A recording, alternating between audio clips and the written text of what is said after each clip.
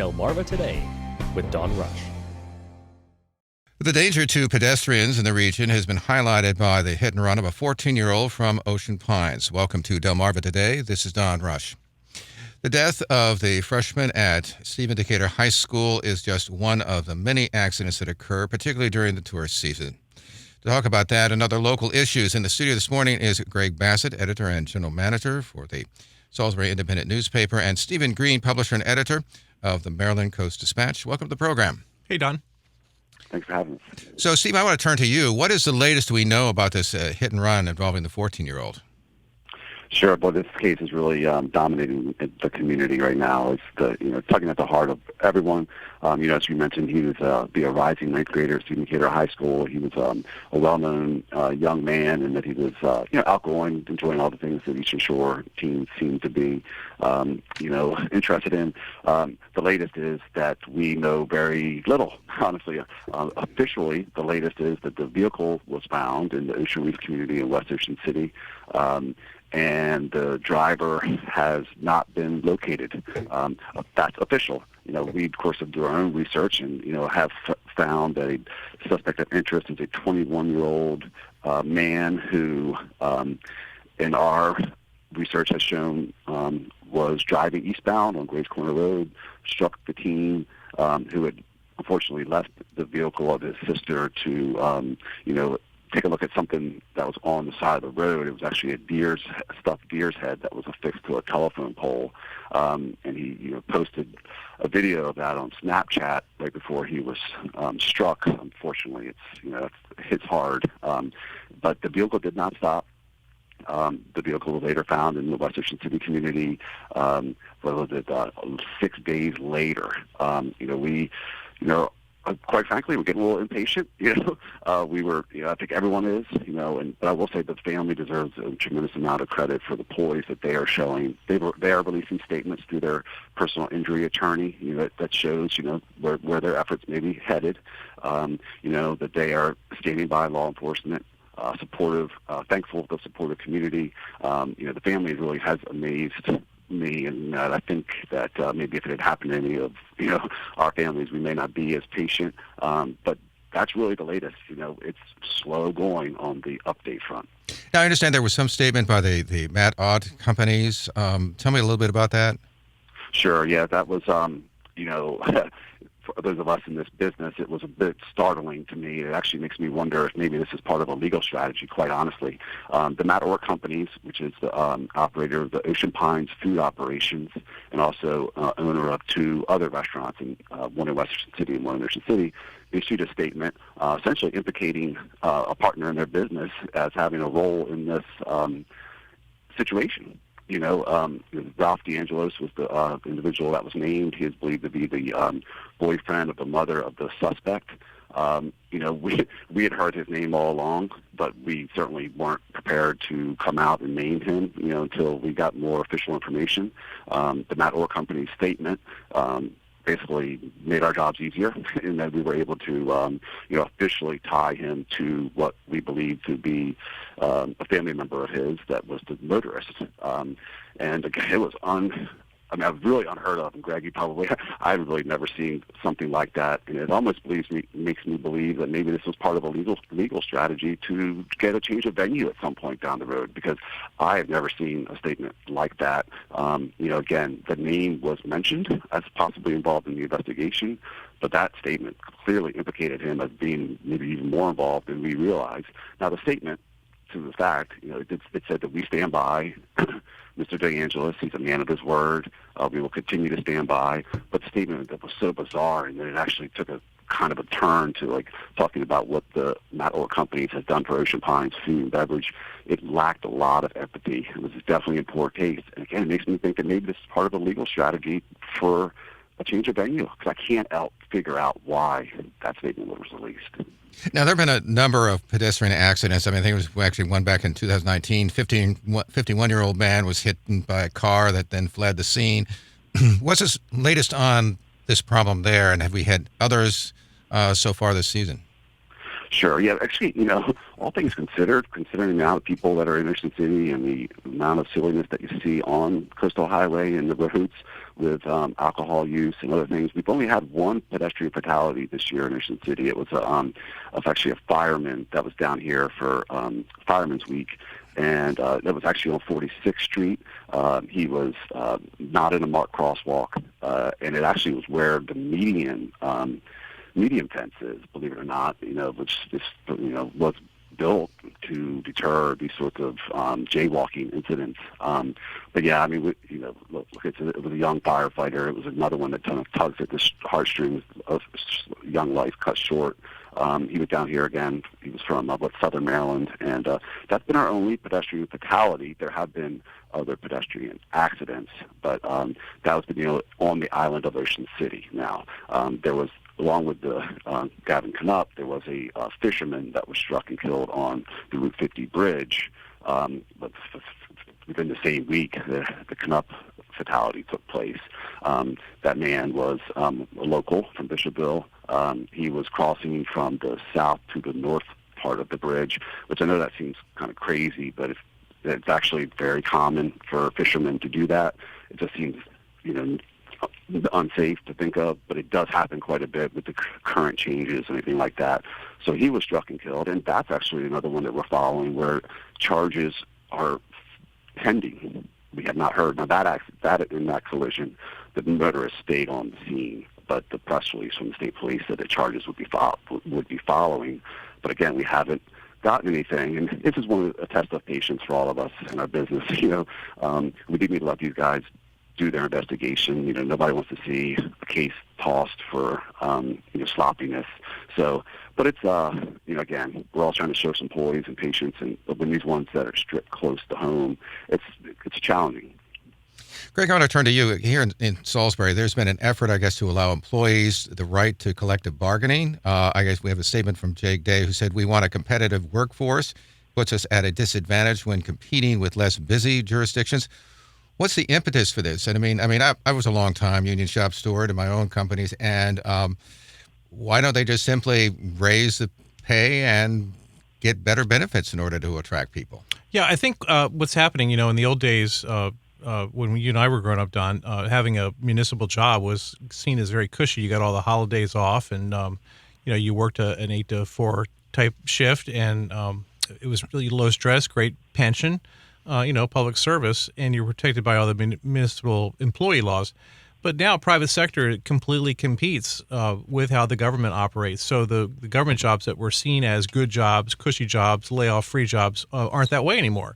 When we went through the recession, we saw that there were layoffs on the municipal level. There were furloughs on the municipal level, and that was certainly problematic. So the city's in a situation now where they're trying to attract employees. They've had a couple high-profile departures from people doing other things in the workforce.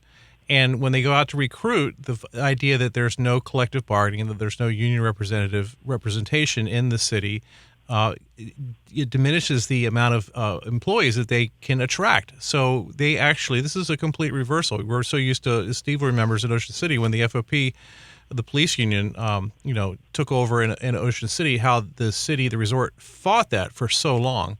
But here you have the city saying this might be a good idea to make our jobs more attractive for people. Now, some of this, I understand, comes from the firefighters themselves. What's the connection there?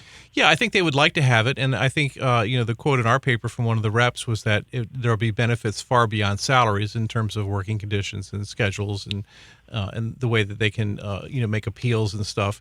But traditionally in Salisbury, it's been up to either the police chief or the fire chief to advocate for the employees or for various council members. But now you'll have a third party who knows the employees better, perhaps, and as a union store, you could probably explain it even better than me in terms of what those people bring to a table. But the idea that there's sort of a protected system with collective bargaining, that makes the jobs more attractive. I want to turn, by the way, to the U.S. economy. We had just a report out, I believe this morning, that the U.S. economy shrank by the second quarter. Straight quarter, which could signal apparently a recession ahead. Steve, how has it been for the coastal towns so far? In terms of we're sort of the mid-season, as it were. What's been the impact with high gas prices and in a post-pandemic world? Sure. Yes. Look, I think there's any question from our research and talking to businesses, and it was a slow start to the summer. There's no doubt, and it really, you can't blame it on the weather. It was definitely a slow start, and whether or not, as the trends have been in Ocean City, that we are a late booking type of resort now. But good news is, it has picked up over the last 2 weeks. Everyone, the hotel rates are through the roof. Occupancies are very high. It has picked up. Of course, the 3 H's of summer, hazy, hot, humid, is a recipe for success for Ocean City. So we're in the thick of it right now, and it has definitely picked up.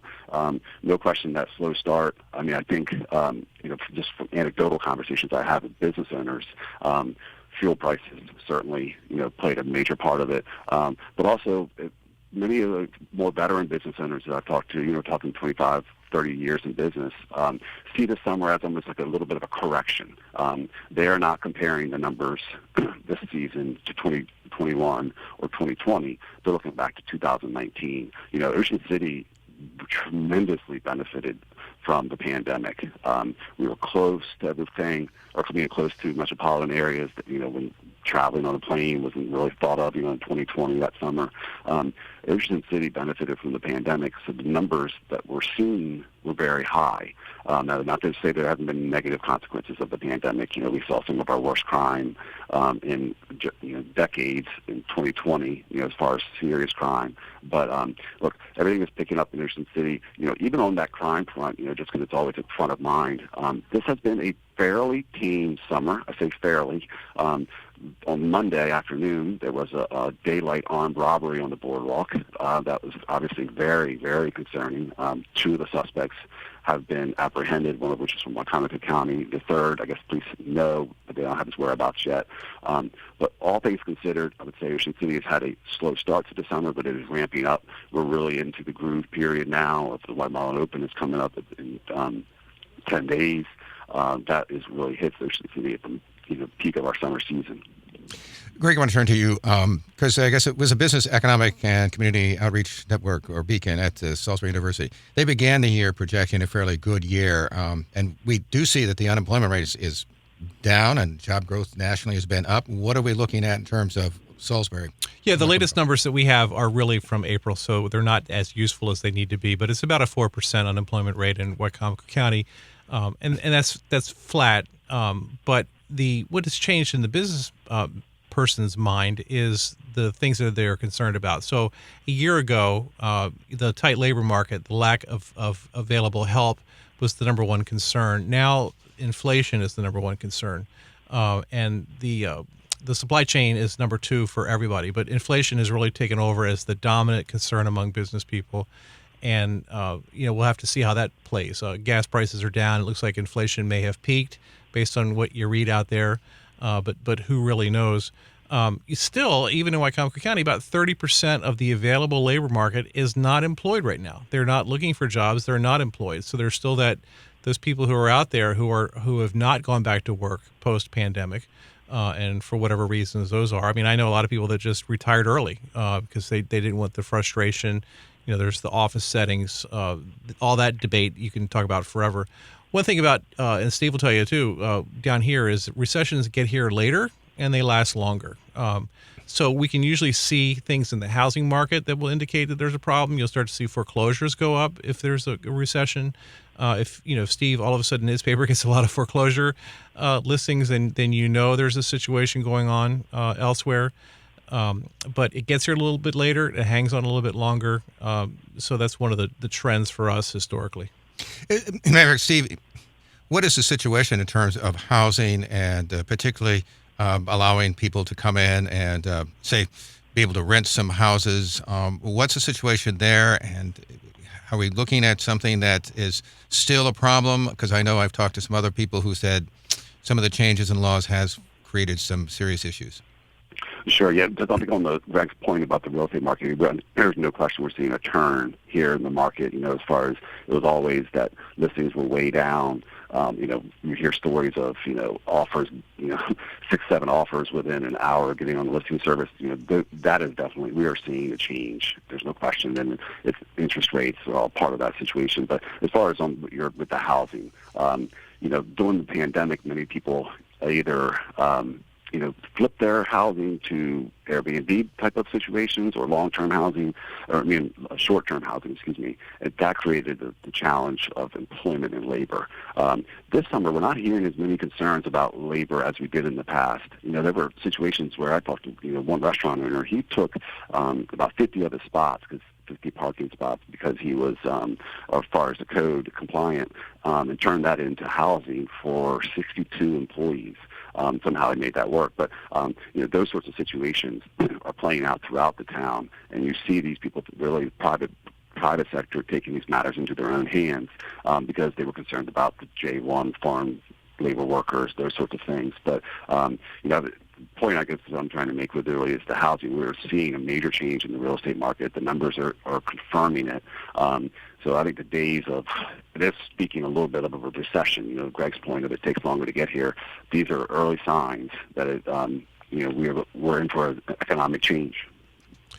And here in Salisbury, we have the Here is Home program that the mayor has put out because there is a housing shortage. So what has happened is, if you just look at that through that program, building permits are up 1,500% year over year because so many people are going to be building multifamily housing in Salisbury. And there's still the constant conversion from the single family home to the rentals. And there's a lot of reasons for that because, you and I grew up with the idea that we would have a home and a mortgage payment and a picket fence, and that would be the way that we would live. But today's generation seems to want the flexibility of rental options. So that is certainly dominating the market. It was always seen as a negative, but now it's a positive.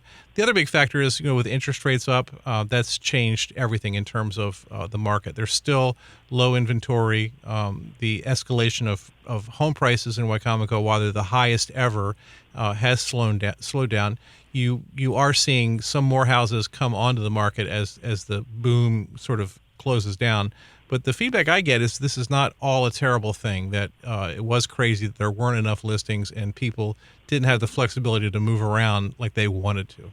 I want to turn to politics, sort of wrapping up some of the election stuff, at least that we saw so far. Greg, to you, looks as if one of our favorite politicians, Shani Shields, she sat on the city council for a number of years, now looks as if she's leaning at least in District 1 for the Wicomico County Council.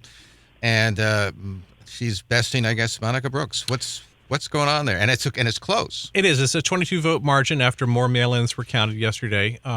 What will happen next is people who have filed or who have mailed in their ballot, via the mail-in ballot format, if they will collect those things until tomorrow, as long as they're postmarked from the election day, Tuesday, a week ago. So they'll do another count either tomorrow or Monday that will finalize everything, clean everything up. But Shani has a 22-vote lead, and it looks like she's going to hold on and win that District 1 seat.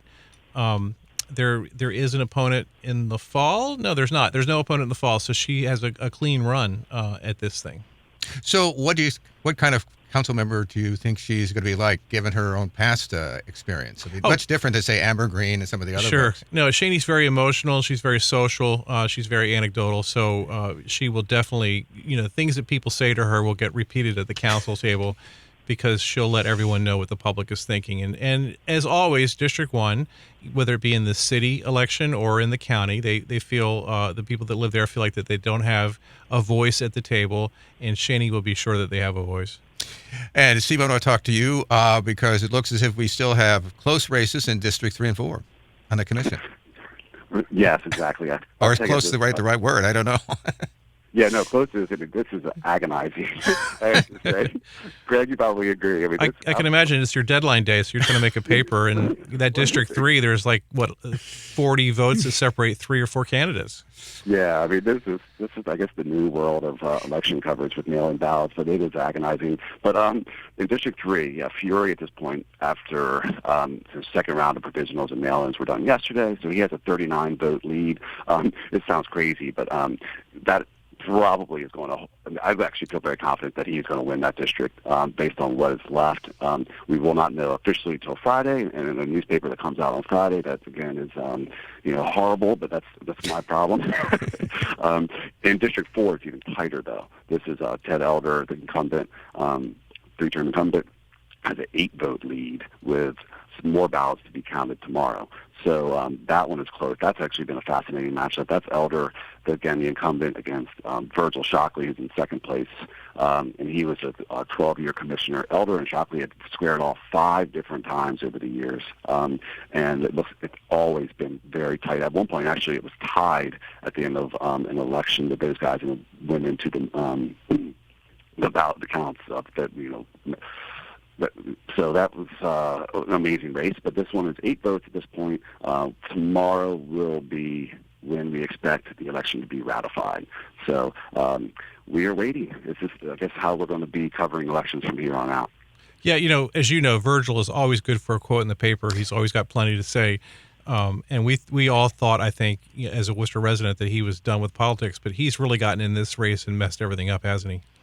Yeah, and, he became a Republican.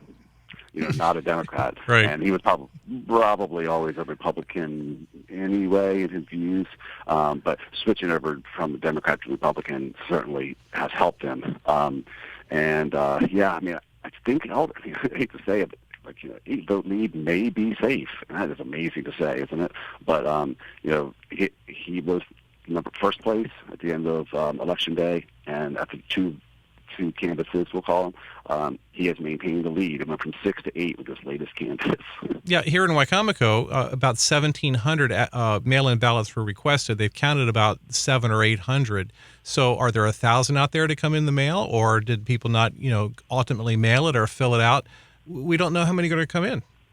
Yeah, on a side note here, it was interesting, too, that we talked to the Board of Elections here in Worcester County, and that 66 mail-in ballots were turned in by people who voted in person. Ooh. So that has been turned over to the state for investigation. So now, obviously, us in the newspaper business, we're nosy and we have conspiracies, and that makes you wonder, right? If they were, they had to be postmarked until the day of the, the day of the primary, right? So right.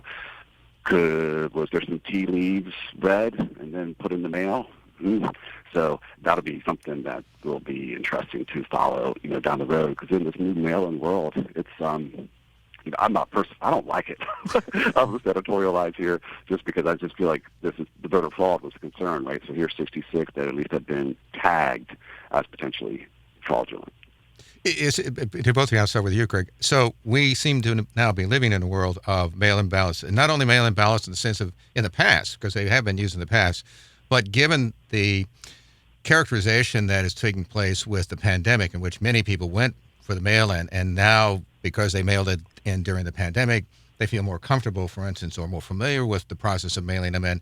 Greg, first, do you think that this is sort of the wave of the future, that we're going to have a lot of these? And do you think the state is going to have to change maybe the way they count them, that maybe that they got to start counting like right away as opposed to this delay? Yeah, I think it's here to stay. But the General Assembly did approve a bill which would have asked the local boards of elections to count the mail-ins in advance, so we would get all that on primary day or on election day. The governor vetoed that instead, so that it reverted back to a situation where they've got time 10 days after the election to count everything. I'm not sure why exactly he did that, if it was to benefit Kelly Schultz or the moderate Republicans, or what exactly was going on, or just to ensure calm. But I think with the new administration, new governor coming in, that they might want to look at changing that, because the frustration, if you're a candidate and you're losing by 7 votes and you've gone 10 days not knowing what's going on, it's excruciating. What about you, Steve? What do you think? Yeah, I agree. I think it's here to stay as well. And like I say, probably being selfish from a journalism standpoint, it's agonizing to cover. But honestly, our goal is for many voices to be heard, and if this allows, hopefully, being naive. I'm not trying to be naive, but we hope that this gets more people voting, right? More people involved in the process. But I do think there are some changes, and I think we'll see some tweaks in the legislature, especially. This 66, that's a pretty significant number. I think we'll more than likely see this in other jurisdictions as well. It was just one thing that the Board of Elections here in Worcester County, pointed out to us as something that would be forwarded on to the state for investigation. Now, it could be innocent.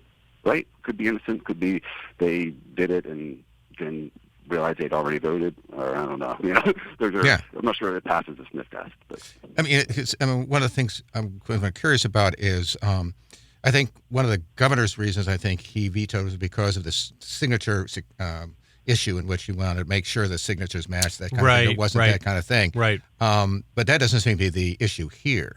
Right. Well, even in my own house. So my mother's 85. She wasn't sure if she was going to feel like going to vote that day.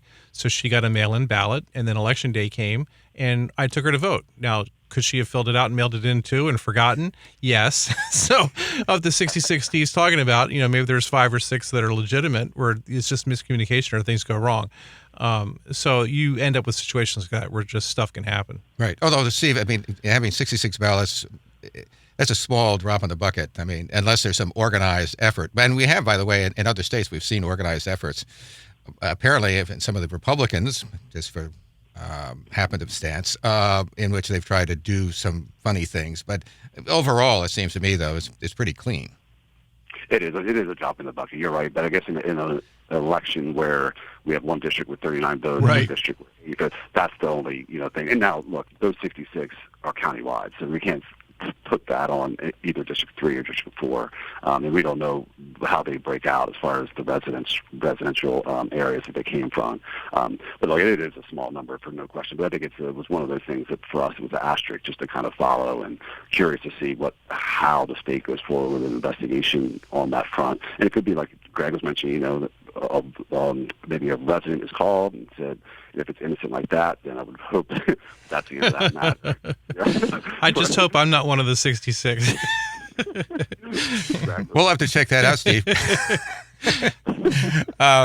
Finally, do we, in terms of these kinds of delays, one of the things that struck me is that a number of these elections are fairly close. Do we have an understanding as to why they're so close? I'll start with you, Steve, first. I mean, you could have these things flip, as it were. Yeah, as far as why they're so close, District 3 is the one that really is really interesting in that it was held by an incumbent for 20 years. So we have one candidate in Tom Goyers who held elected office in the town of Berlin for 6 years. He gave up his seat because he moved out of the municipal boundary. And he came in third place. So, the other three candidates had no elected or appointed office experience, never served on any of the planning commission or anything like that. They were small business owners that decided to run. As far as why it's so close, well, I mean, 4 people in the Republican primary. It just shows I guess you would say the division, but I also think there was really no clear-cut favorite. And, then in District 4, clearly you have the Virgil factor there with him switching parties, being a familiar name against the 12-year incumbent. I just think it just shows that there's really nobody that stands out more than the other. And remember, 21% of the voters turned out in the countywide, so it's low turnout. I mean, some of these numbers, I was joking with a Berlin councilman that he got more votes in his election 2 years ago than anybody did in the District 3 race. Now, that Berlin voters were very upset. They got a 16% tax increase, so they turned out in droves, and the record turnout. But it was also July 19th. I mean, I think this primary happened in the middle of summer in the resort area, and I know it played out really statewide as far as turnout, and it's a primary. It's just low turnout with nobody standing out. It's my 2 cents. We've been speaking with Greg Bassett. He's the editor and general manager of the Salisbury Independent newspaper, and also Stephen Green, publisher and editor of the Maryland Post-Dispatch. Appreciate both of you taking the time to talk with us this morning. Thanks, Don. Okay, great to catch up. Thank you. This has been Delmarva Today. I'm Don Rush. Thanks for listening.